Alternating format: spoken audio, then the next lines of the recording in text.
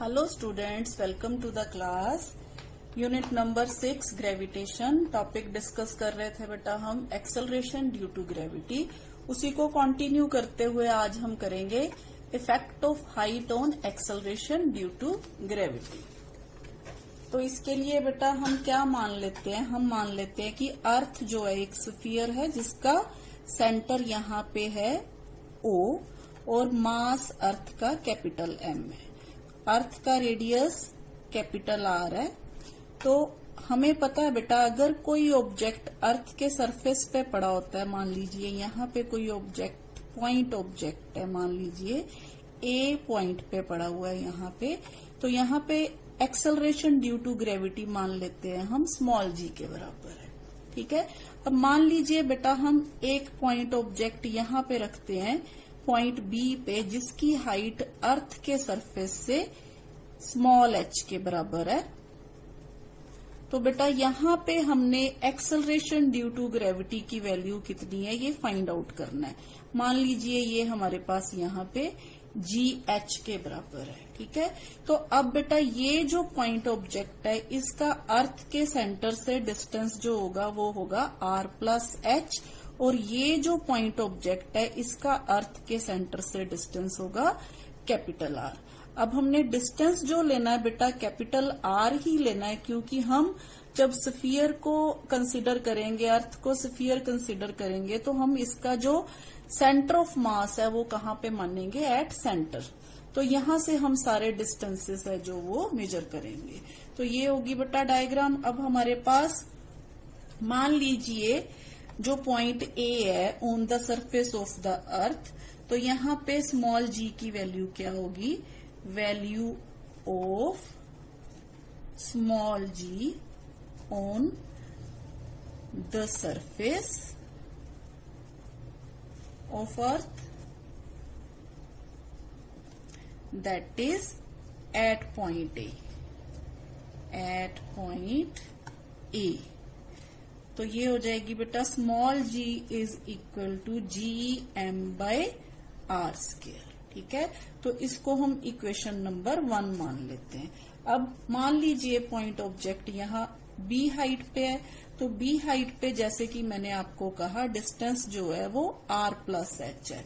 तो यहाँ पे अगर GH वैल्यू है एक्सेलरेशन ड्यू टू ग्रेविटी की, तो हम एट पॉइंट B जो वैल्यू है value of acceleration due to gravity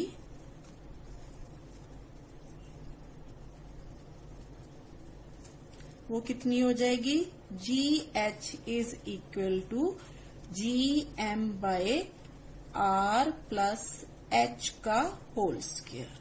तो ये होगी बेटा वैल्यू एट पॉइंट B। अब इन दोनों इक्वेशंस में से हम GH की वैल्यू जो है वो फाइंड आउट करेंगे। तो इसके लिए हम क्या करेंगे बेटा, इक्वेशन 2 और इक्वेशन 1 को डिवाइड कर देंगे। Dividing equation 2 by 1 we get GH by G is equal to GM by R plus H whole square divided by GM by R square। तो इस इक्वेशन से बेटा GM और GM है जो वो कट हो जाएंगे, तो हमारे पास यहाँ वैल्यू आ गई R square divided by R plus H का होल स्क्वायर। इसको हम इस प्रकार से लिख सकते हैं। ठीक है।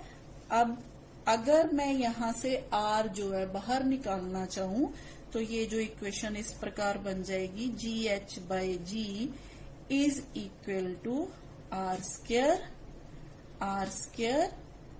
1 प्लस H बाय R का होल स्क्वायर। ठीक है बेटा। तो यहाँ से हमने क्या कर दिया, R स्क्वायर और R स्क्वायर क्या हो गए, कैंसिल हो गए। और ये जो इक्वेशन है इसको हम इस तरह से लिख देते हैं, 1 plus H by R raise to power -2। यहाँ पे बेटा अगर हम बाइनोमियल थ्योरम लगाएं तो हमारे पास ये वैल्यू आ जाएगी GH by G is equal to first term as it is plus ये आगे आ जाएगा -2 और सेकेंड टर्म h/r। ठीक है, तो उसके बाद आता है बेटा हमारे पास हायर टर्म्स। ठीक है, जो हायर पावर्स होती हैं, terms containing higher powers of h/r। ठीक है, ये हमारे पास इस फॉर्म में है ना बेटा, जैसे 1 + x⁻n, तो इसको जब हम खोलते हैं 1 + nx + n × n-1/2 × x², वो हम छोड़ देंगे क्योंकि हमारे पास ये जो h है ना, ये क्या है, very very very less than r। ठीक है, जब ऐसी कोई सिचुएशन आती है व्हेन अगर हमारे पास h जो है very very less than r है, तो we can neglect higher powers of h/r। तो higher powers can be neglected. Higher powers of h/r can be neglected. ठीक है बेटा, तो हमारे पास ये जो इक्वेशन है, ये जो इक्वेशन है यहां से फिर इस फॉर्म में आ जाएगी।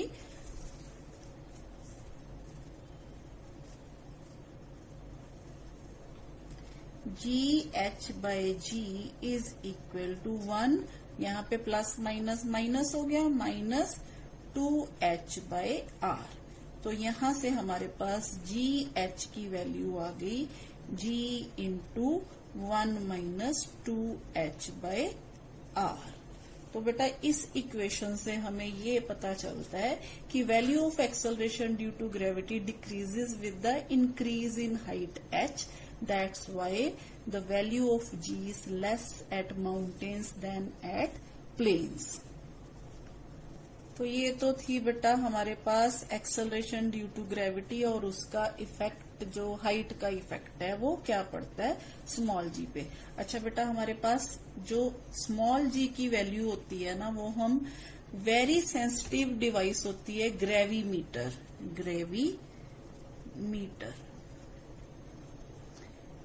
इससे जो है स्मॉल जी की वैल्यू है जो वो पता कर सकते हैं, लेकिन एब्सोल्यूट टर्म में नहीं मैग्नीट्यूड पता चलता। ये क्या करता है, ये डिफरेंस पता करता है। ठीक है, difference in g rather than absolute magnitudes. ठीक है, तो ये है ग्रेविमीटर, जिससे एक्सेलरेशन ड्यू टू ग्रेविटी का डिफरेंस जो है वो कैलकुलेट कर सकते हैं। तो आइए बेटा इसके बाद अब देखते हैं effect of depth on acceleration due to gravity. जी बेटा, now effect of depth on acceleration due to gravity. तो इसके लिए बेटा हम फिर अगेन मान लेते हैं कि मान लीजिए हमारे पास ये अर्थ है जिसका रेडियस क्या है हमारे पास कैपिटल R है, यानी कि ये जो दूरी है हमारे पास यहां सेंटर तक ये कैपिटल R है, ये अर्थ का सरफेस है। तो हमने क्या किया बेटा, यहां से एक टनल खोदनी शुरू कर दी। तो टनल की डेप्थ है ना, जो मान लीजिए यहां तक D है, ये हमारे पास टनल है जिसकी डेप्थ D है। ठीक है, अब यहाँ पे हमने कोई पॉइंट ऑब्जेक्ट रख दिया, जिसपे हम क्या देखना चाहते हैं, इफेक्ट देखना चाहते हैं एक्सेलरेशन ड्यू टू ग्रेविटी। यानी कि हम ये देखना चाहते हैं कि इस पॉइंट पे जी की वैल्यू क्या होगी। अब जैसे कि हमें पता है कि यहाँ पे एट द सरफेस मान लीजिए ये पॉइंट ए है और ये पॉइंट बी है। अब ए सरफेस पे जो पॉइंट है इसकी दूरी सेंटर से R है अगेन। तो हमें पता है कि सरफेस के ऊपर जो एक्सेलरेशन ड्यू टू ग्रेविटी है हमने इसकी वैल्यू जी मानी। ठीक है, तो वो अगेन इसके बराबर होती है gm/r²। नाउ बेटा, जब हम यहाँ पे ऑब्जेक्ट रखेंगे तो ये एक स्फीयर बन गया।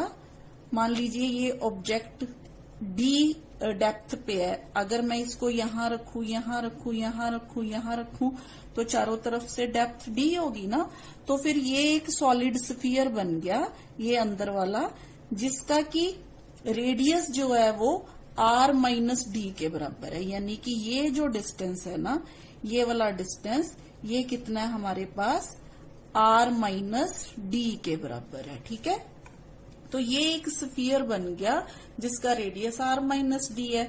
और ये जो आउटर वाला सरफेस है ये एक शेल बन गया। ठीक है, जैसे हम बेटा मान लीजिए अखरोट है, ये अखरोट की गिरी होगी और ये आउटर सरफेस हो गया। ठीक, अब क्या होता है बेटा, जो अगर कोई ऑब्जेक्ट यहाँ पे पड़ा है, ये स्फेरिकल जो हमारा ये शेल है, शेल के अंदर आ गया। ठीक है, अब ये सॉलिड स्फीयर है, ये स्फेरिकल शेल है। अब हमें पता है कि स्फेरिकल शेल में अगर कोई ऑब्जेक्ट हम रख देते हैं ना, तो उसके अंदर कोई फोर्स नहीं लगती। ठीक है, there is no force between spherical shell and a point mass placed inside it. क्योंकि बेटा यहाँ पे स्फेरिकल शेल से जो जितनी भी फोर्सेस लगती है ना, वो क्या कर देती है, एक दूसरे को कैंसिल कर देती हैं। तो पूरे का पूरा जो फोर्स का इफेक्ट आएगा वो किसके कारण आएगा, hence force applied by earth on the point object will be only due to the solid sphere, जिसका रेडियस कितना है हमारे पास, r माइनस डी के बराबर है। ठीक है, ये क्लियर हो गया बेटा। तो इसलिए हम अब क्या करेंगे, ये वाले पॉइंट पे देखते हैं एक्सेलरेशन ड्यू टू ग्रेविटी क्या होती है। तो बेटा यहाँ पे जब हमने इतना मास जो अर्थ का वो खत्म हो गया, ऊपर से ये इफेक्ट खत्म हो गया, तो मान लीजिए हमारे पास अर्थ की डेंसिटी जो है वो रो है। ठीक है, रो हमारे पास क्या है, डेंसिटी ऑफ अर्थ। तो अगर हम मास को वॉल्यूम इनटू डेंसिटी की टर्म में लिखें, ये हमने पिछले आर्टिकल में किया था, मास क्या होता है बेटा, वॉल्यूम इनटू डेंसिटी।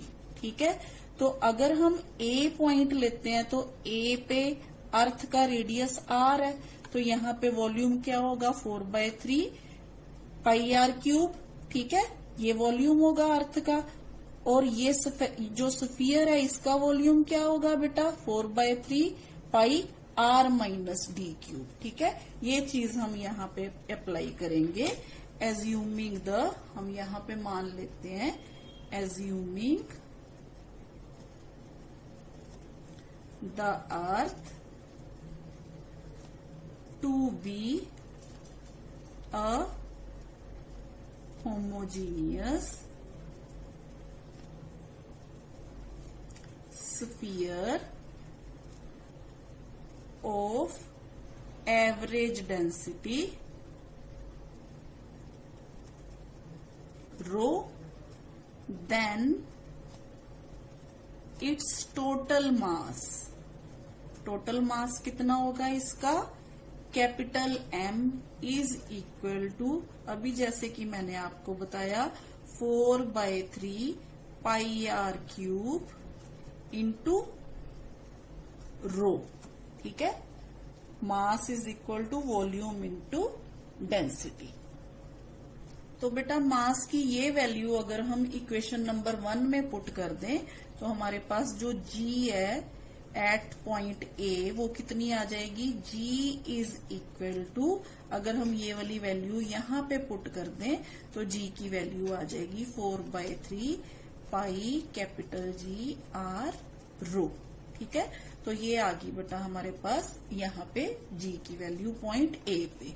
अब हम मान लेते हैं बेटा पॉइंट बी पे जो g की वैल्यू है वो GD है। ठीक है, तो GD की वैल्यू भी लिख लेते हैं हम, let GD be the acceleration due to gravity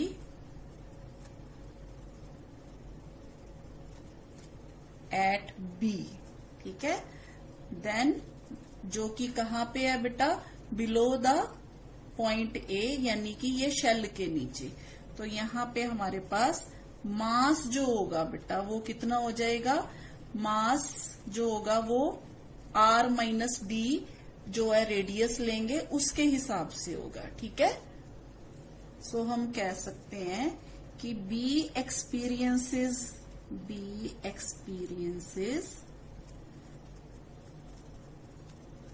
force due to inner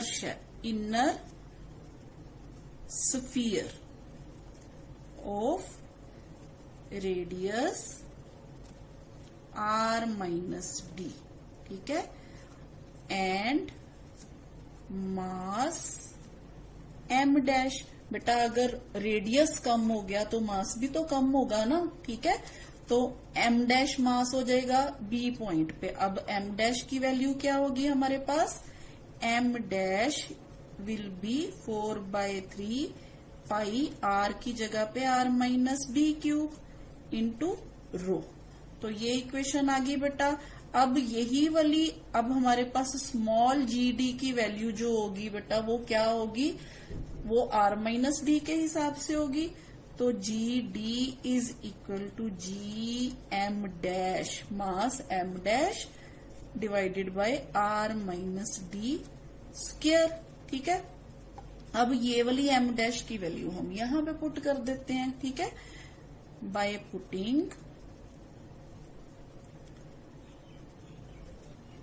m dash we get, क्या वैल्यू आ जाएगी बेटा हमारे पास, जी बेटा जी डी की वैल्यू आ गई 4/3 pi g r minus D into rho. क्योंकि स्क्वायर और क्यूब है तो हमारे पास एक r माइनस डी, जिस प्रकार से यहाँ पे सिर्फ एक r बचा, यहाँ पे r माइनस डी बच गया, ठीक है।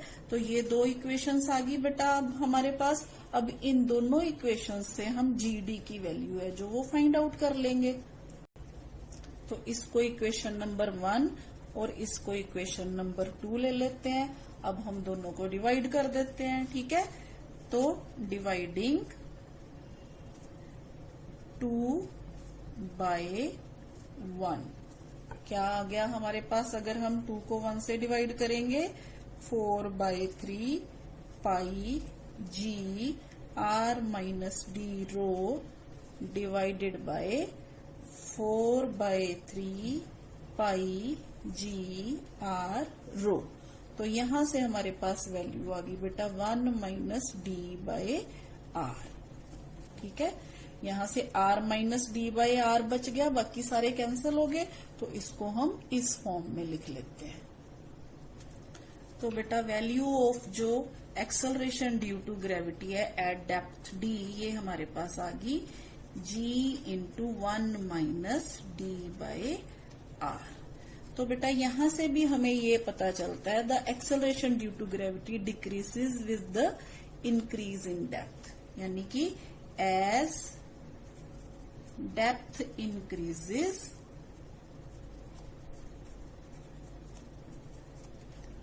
जी डी डिक्रीजेज। तो ये हो गया बेटा acceleration due to gravity at depth d. अब देखते हैं बेटा हम h और d में क्या कोई रिलेशन है। तो इसके लिए बेटा हम देखते हैं for the same change in g, यानी कि कोई हम ऐसा पॉइंट फाइंड आउट करते हैं कि वो अर्थ के सरफेस पे, हाइट पे और बिलो द अर्थ यानी कि डेप्थ पे, जहां पे g की वैल्यू सेम हो। तो इट मीन्स हमारे पास अगर g d is equal to इसके बराबर है तो हमने कैलकुलेट किया था g h is equal to g into 1 minus 2h by R, यानी कि हमारी कंडीशन के हिसाब से जो for the same change in g we have g h जो है वो किसके बराबर होना चाहिए, जी डी के बराबर होना चाहिए। तो यहां से हमारे पास इन दोनों इक्वेशंस में से अगर हम इनको कंपेयर करें तो यहां से हमारे पास आ गया 1 minus 2h by R is equal to 1 minus d by R, ठीक है। तो यहां से हमारे पास आ गया बेटा 2h by R is equal to d by R, ठीक है। तो इस इक्वेशन से हमारे पास d is equal to 2h आ गया। ये है रिलेशन बेटा डेप्थ का और हाइट का, जहां पे ग्रेविटी क्या है, सेम चेंज होता है एक्सेलरेशन ड्यू टू ग्रेविटी में। इसका मतलब ये है बेटा, अगर हम डेप्थ में जाते हैं और अगर हम हाइट पे जाते हैं, मान लीजिए अगर हम हाइट पे गए तो एक्सेलरेशन ड्यू टू ग्रेविटी है जो उसकी वैल्यू 10 आई, ठीक है। अब 10 वैल्यू जो है h हाइट पे है, तो जब हम डेप्थ में जाएंगे ना तो यही वैल्यू हमें 2h यानी कि मान लीजिए हम 10 किलोमीटर ऊपर गए। इसको ऐसे समझिए, जैसे मान लीजिए हम अर्थ के सरफेस से यहाँ 10 किलोमीटर ऊपर गए। मान लीजिए हमारे पास स्मॉल जी की वैल्यू यहाँ पे 10 मीटर पर सेकंड स्क्वायर आ गई, ठीक है। मान लीजिए 9 आ गई या 8 आ गई, कुछ भी मान लीजिए। अब इतनी ही वैल्यू हम जब डीप जाएंगे, डेप्थ में जाएंगे, तो वो 20 किलोमीटर पे मिलेगी, ठीक है। 10 किलोमीटर हाइट के हिसाब से हमें डेप्थ में 20 किलोमीटर नीचे जाना होगा, तो हमें सेम वैल्यू मिलेगी जी की, ठीक है। ये तो था रिलेशन बेटा। तो ये तो था बेटा हाइट और डेप्थ का इफेक्ट जो एक्सेलरेशन ड्यू टू ग्रेविटी पे पड़ता है। अब इसके अलावा बेटा और भी है, जैसे अर्थ पे इक्वेटर और पोल्स पे भी जो एक्सेलरेशन ड्यू टू ग्रेविटी है ना, उसमें डिफरेंस होता है। वो कैसे, जरा देखिए जी बेटा। जिस तरह से हम मान के चलते हैं कि अर्थ जो है एक स्फीयर है, एक्चुअल में बेटा जो अर्थ है ना वो एक परफेक्ट स्फीयर नहीं है। उसकी ना शेप इस प्रकार से है, देखिए ये स्फीयर का ऐसे थोड़ा बिगड़ा हुआ रूप है, यानी कि ये रेडियस कम है और ये वाला रेडियस ज्यादा है, यानी कि ये पोल है और ये इक्वेटर है। तो इक्वेटर वाली साइड पे रेडियस ज्यादा है, पोल वाली साइड पे क्या है, रेडियस कम है। और अब हमें पता है कि बेटा जी जो होता है वो कैपिटल जी m/r² के हिसाब से होता है। इसका मतलब r अगर ज्यादा होगा तो g कम होगा। तो दैट्स वाई जो इक्वेटर पे एक्सेलरेशन ड्यू टू ग्रेविटी होती है ना, वो acceleration due to gravity at poles से कम होती है, ठीक है। The value of g is minimum at the equator and maximum at the poles, ठीक है। इसकी वजह से ही बेटा the weight of a body increases when it taken from the equator to the pole, यानी कि जहां जैसे जैसे हम इसको ऊपर इस तरफ लेके जाते हैं ना, तो बॉडी का वेट बढ़ता रहता है। वेट क्यों बढ़ता है, क्योंकि W is equal to mg के बराबर होता है। अब अगर g ज्यादा हो जाएगा तो वेट भी ज्यादा हो जाएगा, क्योंकि मास जो बॉडी का होता है वो कांस्टेंट होता है, ठीक है। तो बेटा अब तक हमने क्या देखा एक्सेलरेशन ड्यू टू ग्रेविटी के बारे में।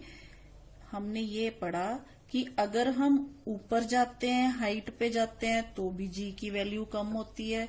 अगर हम डेप्थ की तरफ आते हैं तो भी जी की वैल्यू कम होती है। अगर हम इक्वेटर की तरफ जाते हैं तो भी जी की वैल्यू जो है वो कम होती है, ठीक है। तो ये तो था बेटा effect of height, effect of depth and effect of shape on acceleration due to gravity. आज के लिए इतना ही बेटा, थैंक यू।